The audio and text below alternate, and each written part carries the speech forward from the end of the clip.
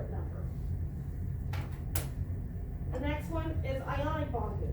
Now remember, there's a whole bunch of kind of ionic bonding. Metal, non-metal, polyatomic metal, polyatomic, non-metal. Like there's just a whole bunch that can be ionic. So for ionic bonding, we've got the first name,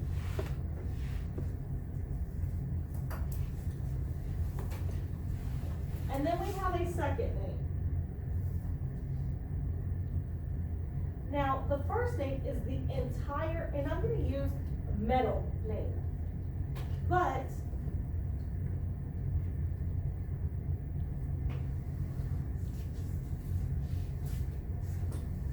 it could be a polyatomic. And if it's a polyatomic, then you use the entire polyatomic name. But could it be a non-metal first? No. Because if it's a polyatomic and a non-metal, the polyatomic is going to go first. And its name is going to be the entire name, right? This is just hopefully just reminders, because you're not going to have your notes or Google with you when you take the test is what I'm trying to say. This needs to start sinking in our heads. So it's just going to be one name. Now the second name is going to be the root word plus ending or ends in IDE. Write the suffix. So we'll have the first entire name, and over here we'll have the second, which is just the root though, and then IDE. So only one here, and then that part. But don't forget, hint, hint, if it's a polyatomic, we're gonna name the polyatomic as is, okay? We're going to name the polyatomic as is. Now, there is no prefixes.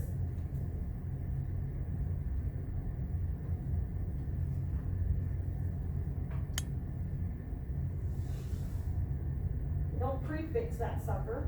And the first element, or the first word,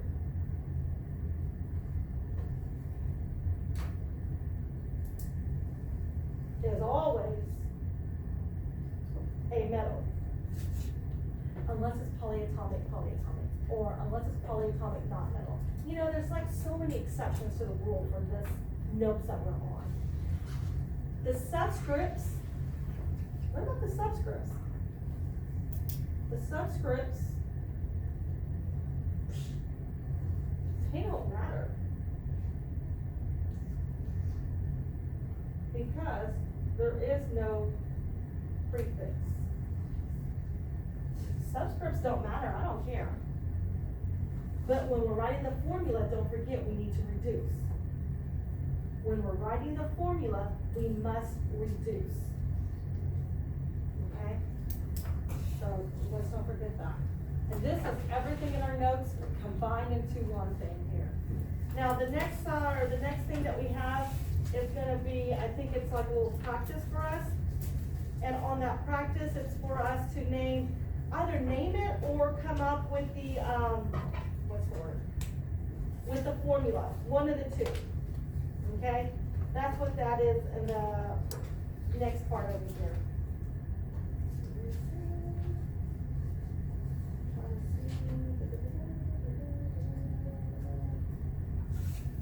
And so having our rules hopefully is gonna help us, so that way we can, you know, name it or come up with that formula part.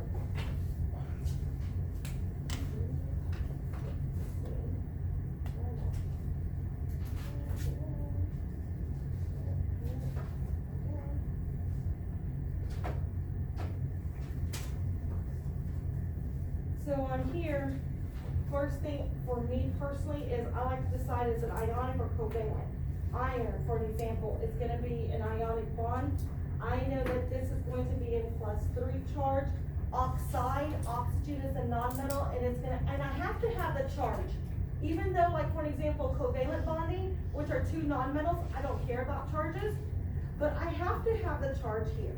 So oxygen, which is going to be a -2 charge, I'm going to crisscross those over Fe2O3.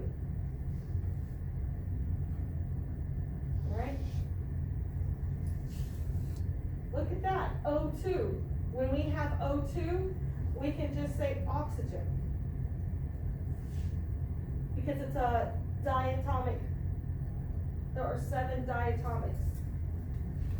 Alright, for an example, we've got Ba and CO3. Ba is a metal and it's in group 2, so that's a +2 charge. CO3, because I don't have my polyatomics memorized, I don't do that. So CO3,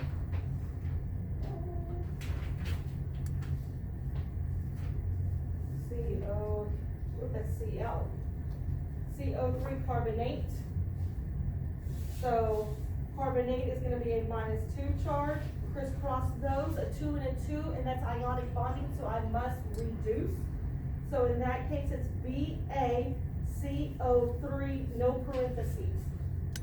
Why? Because I reduce. So just practice is what it is. Alrighty, so let's keep going, but there's no acids, just in case we were wondering. Alright, oh look at that, nitrogen gas. N2, easy. Alrighty, so turn the page. Now on this side, they're wanting you to come up with the degrees, shapes, and as well as a polar and non-polar. So let's start off and look at the first one. I've got carbon, and I've got 1, 2, 3, 4 hydrogens. First thing is, I ask myself, could I cut this sucker in half? And if I could cut it in half, nice and equally, I don't care if you go up and down or go side to side horizontally, but either way, I could cut it in half. I don't care if you cut it in half this way, but it would be equal. And so in that case, it's going to be non-polar. All right. Now I need to decide what is my name and what is my degrees. So this one, for an example, would be tetrahedral. And then go look up your tetrahedral degrees. Again, some of us, it may be like, that just, I swear that just doesn't look like that's 100 and blah, blah degrees. That looks like that's 90 degrees right there, Miss Munson, but this is tetrahedral. This is real life tetrahedral. And so I've got a central atom, which is the carbon right here, and I've got 1, 2, 3, 4 hydrogens. Again, if I was to get this like this and flatten it out on a piece of paper, do you see how they get this H, H, H, H, and then the carbon in the middle? Now if I let go, that's how it goes. That's how it turns. But if I hold it and I was to flatten that sucker out, it would look like that. But in real life, this is what it looks like. So now when you look at it in real life, from this line to this line, that's not a 90-degree angle like it looks like right here. Like math class, you would be like, oh, that's 90 degrees.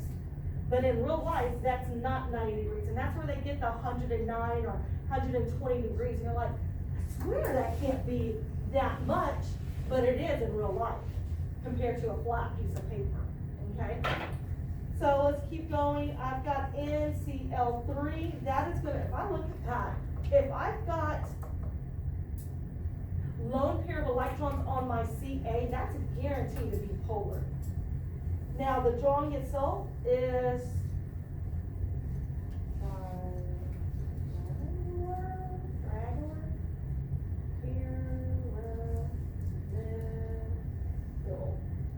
don't pronounce it out when I'm writing these words. And look at the next one. The next one, I mean, they have all of those dots, and this one doesn't have all those dots. That's okay though. Those dots don't matter, especially since there's no dots on the Ca. So when I look at this one, this is definitely going to be non-polar, okay? And when I see that it's non-polar, let's see, Cf is going to be our tetrahedral. They just have, you know, those electrons on the outside.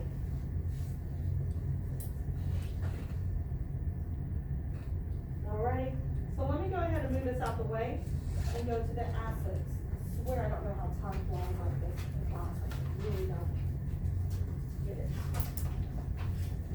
Next one. this is our acids all in a reminder nutshell over here for us. I've got, this is just names, can't tell. There you go. Yeah. Acids is the last part here, and they all start with a hydrogen, all of them. Whether it's a hydrogen on polyatomic or whether it's a hydrogen and just a single element, okay? Now, we have a hydrogen and a single element, or we can have a hydrogen and a polyatomic. Now they have names with them. This one's called binary. And this one's called ternary. And when it comes with the hydrogen plus just the solid element, it's going to be hydro. Then we're going to have the root of the element, or the root name. And then we're going to have ic as our suffix.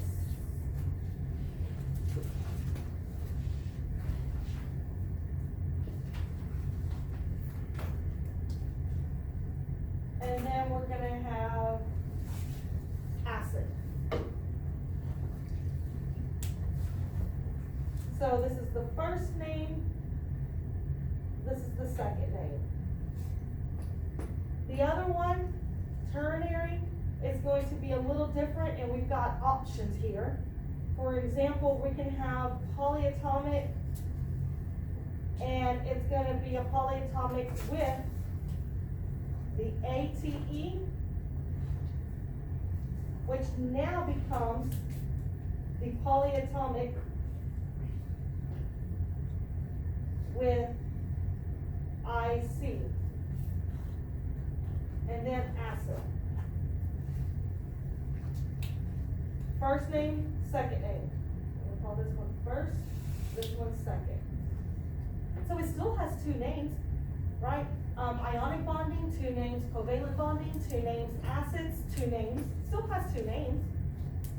Now the other one's going to be the polyatomic with ITE, and in that case it's going to become a polyatomic with, instead of ITEOUS, and then acid. Again, first name, second name.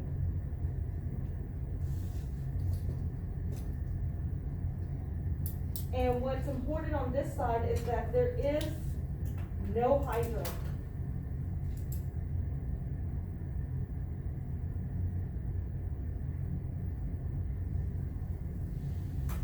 We need to recall and remember that we are definitely changing this ending to become IC, ITE, it's changed to OUS. Our little saying, I can't say this enough, I think you should brain dump this on your paper, on your test. Ick.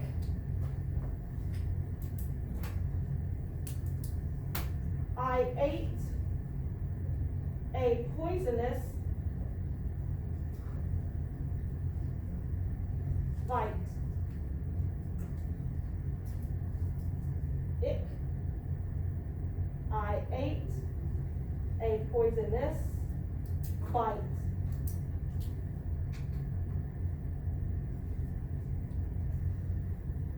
Okay, and that's where we get our ATE changes to IC, the ITE changes to OUS. Okay, and remember, if we want to work our ways backwards, and they gave us the name, and we need to come up with a formula, then this is what we need to do. We need to work our way backwards from the IC to the ATE. Go look on the polyatomic chart for the charge. Okay? And then the last part here, it says here when acid is put into water, it breaks down and produces hydrogen ions, which are H pluses, in the solution.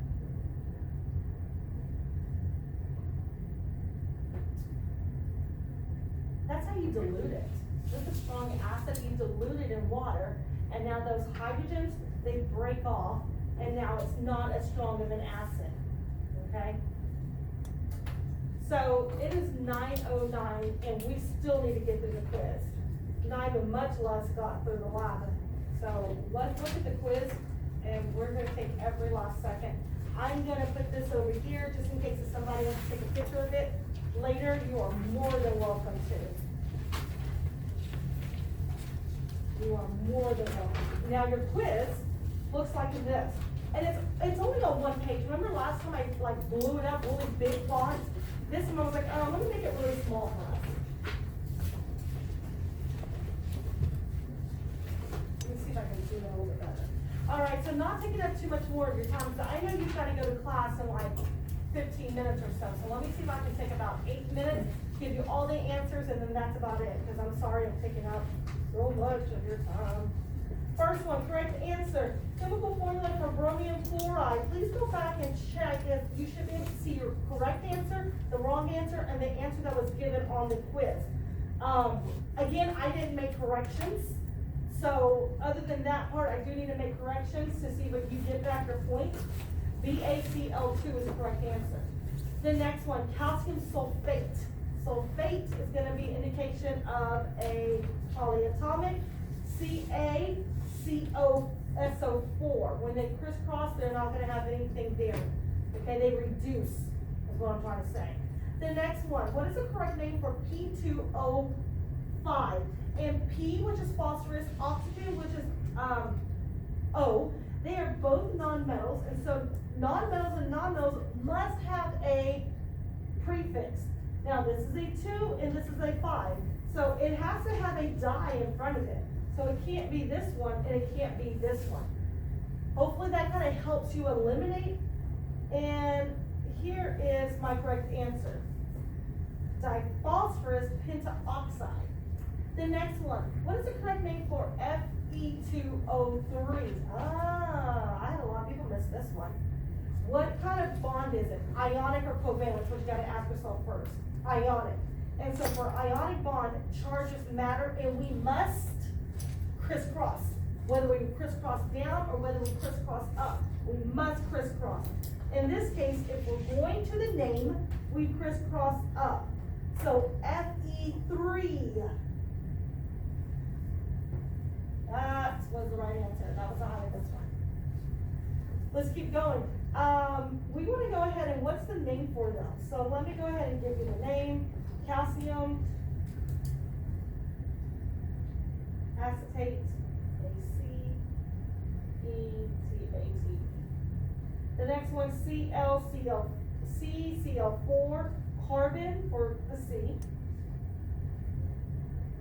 You don't put a mono because there's a 1. You're going to put the 4, which is tetra, fluoride. The next one, Cr2. Oh, that should have been a little 2. O3. So that's a transition metal. So we're going to name the metal as is chromium 2. Oh, 3. Then we got to crisscross backwards. I even forgot right here. Crisscross and crisscross. So that's where I get the chromium 3. And then my next word or my next element is oxygen, oxide. The name for lithium and phosphorus.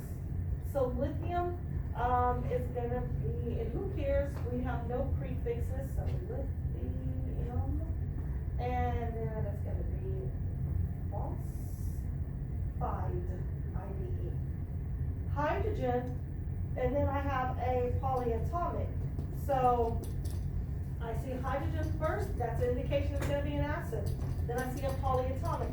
I I go to my polyatomic chart, and I need to see that I'm gonna have to change the ending of that polyatomic to phosphoric, I see, acid. The next one, hopefully you got that one, and that wasn't too bad on there. The 7 diatomics, don't memorize them, use the periodic chart. H, N, O, F, C, L, B, R, and I. Don't freak out, because I don't think they gave anybody credit for this one. Because if you didn't give it in the quote-unquote same order that I typed it up, it doesn't matter, but it didn't give you credit. So don't freak out on that part, all right? But remember, we call that the 7-7-7 rule. Hydrogen is the only one by himself. Then we start on element number 7, which is nitrogen. We go over to group 7, which is fluorine, and we go down, so that way we go to iodine, which is a total of 7. Deca is 10, penta is 5, hexa is 6, mono is 1, tetra is 4, nano is 9, and hepta is 7.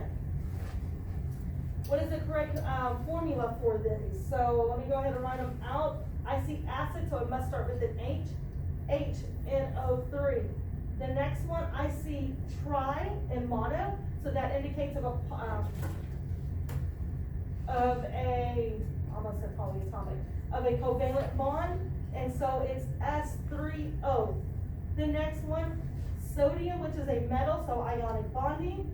I need to think about that. Sodium, which is Na, a +1. The other one is going to be a -2. Crisscross those. Some of us forgot to crisscross. Na2, SO4. What's the correct name for? Oh, I see acid, so it has to start with an H. And I see the word hydro, so it's just a hydrogen plus 1 element, chlorine. Name the correct formula. Oh, I see Roman numerals, so it's a transition metal. What's transition metals? Ionic bonding, +2 charge. Nitride, I'm going to come over there and I'm going to see that it is a -3 charge. Crisscross those. I'm going to have cobalt, CO3, N2. And those are the correct answers.